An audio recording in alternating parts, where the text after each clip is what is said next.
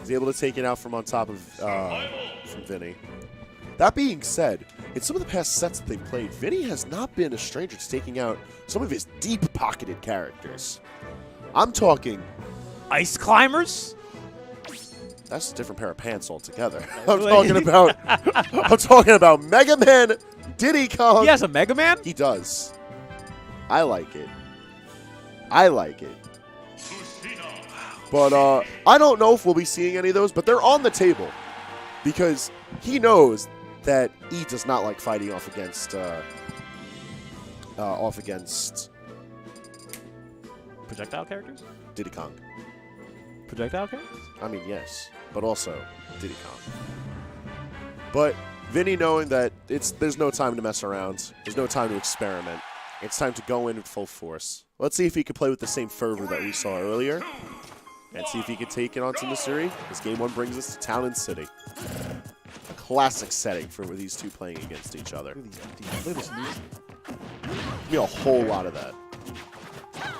These two players respect the hell out of each other's abilities and how well they can quickly turn a match into their own favor.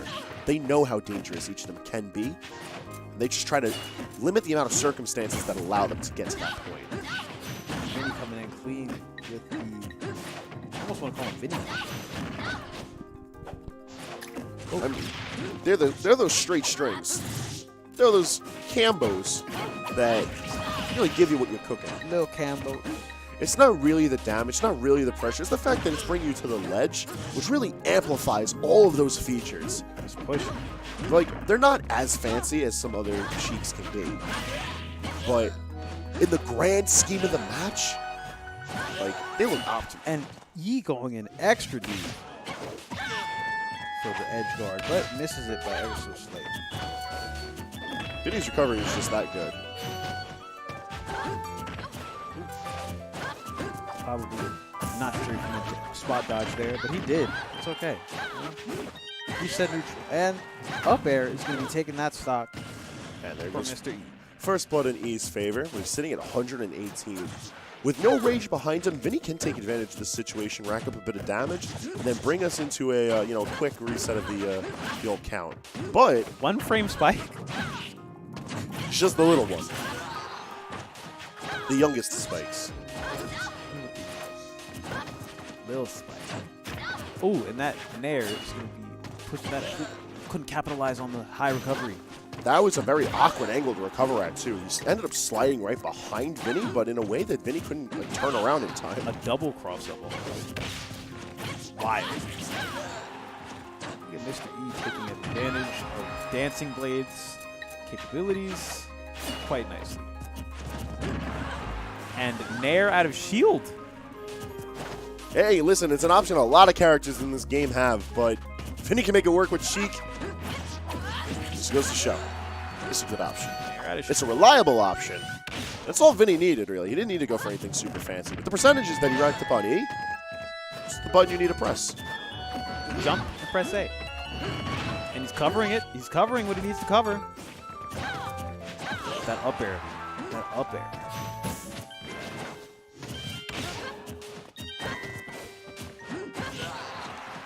Forward air able to cover so much space for E, and it's keeping Vinnie at such a sharp distance. Like, He stopped. He thought he missed the ledge.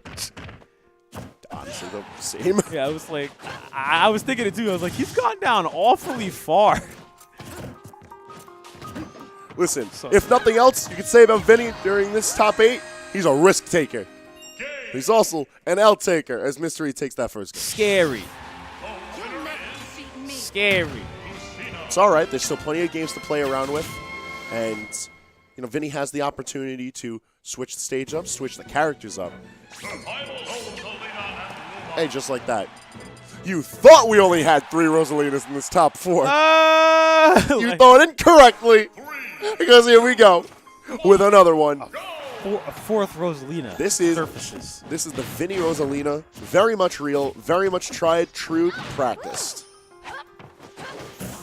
We'll see how it fares against Mystery. Right off the bat, it loses its limo. Now, Lee, my son, Yeah. what have you learned today about Rosalina on Town and City? Go up. And what else have you learned about Rosalina and Lua? Well, sometimes. Oh, jeez. Oh, sorry, I can't think. Like, there's so many things. Oh. There's so much on the screen right now, but all you need to focus on is a full charge forward smash out of the shield break, allowing E to take a very strong first stop in game 2. Watching that was like the one video game music rendition of Delfino Plaza, but it's just the first 4 notes. Bless Sivagana. Over and over again. Nightmares.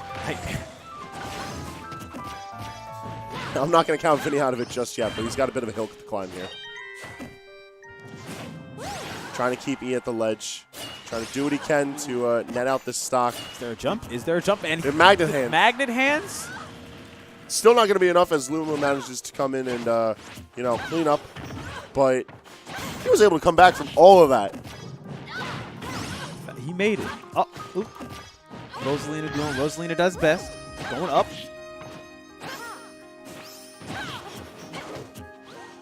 But Mr. E is not out of this race yet, you know? Oh, he's crazy. But not fast enough to get there.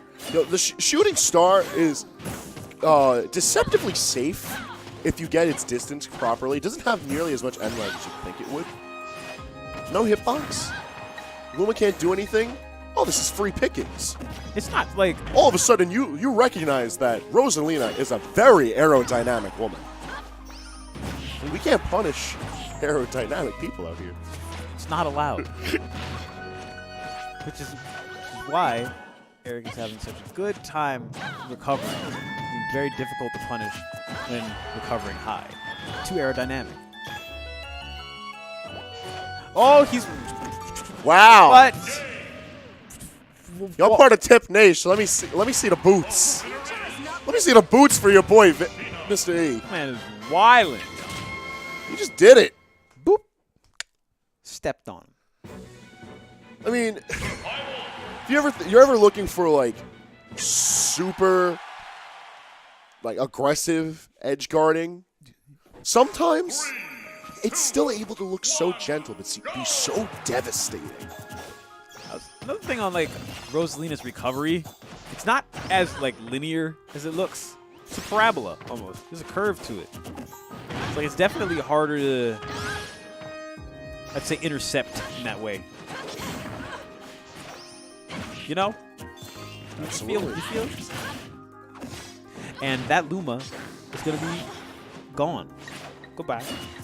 And he trying to get the remix on that edge guard, but Vinnie not falling for any of it just yet. These percentages just a little too early for him. He doing a good job of giving him space to what?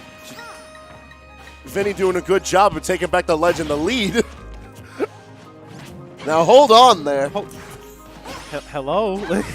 You miss your text, all of a sudden you are voted directly off the island. But Vinnie's staying alive. He's not going to be falling for any Randy up smashes. Yeah. Ooh. A little bit more Going percentage. hard with, oh, my lord. Going a little hard. Going up.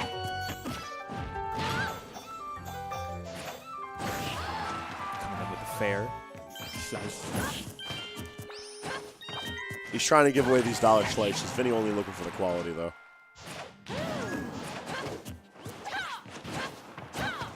Throwing out all these moves. Trying to get it in somewhere. But still remaining patient. Just trying to hold the stage as best as he can. Oof. Not get too rambunctious, or else Mr. E going to try to pull some sort of tricky cards out on him. But the percentages are looking very close, as Vinnie has already managed to lap E in percentage. Staying incredibly clean. And it's looking like we're going to a game 4. And just like that.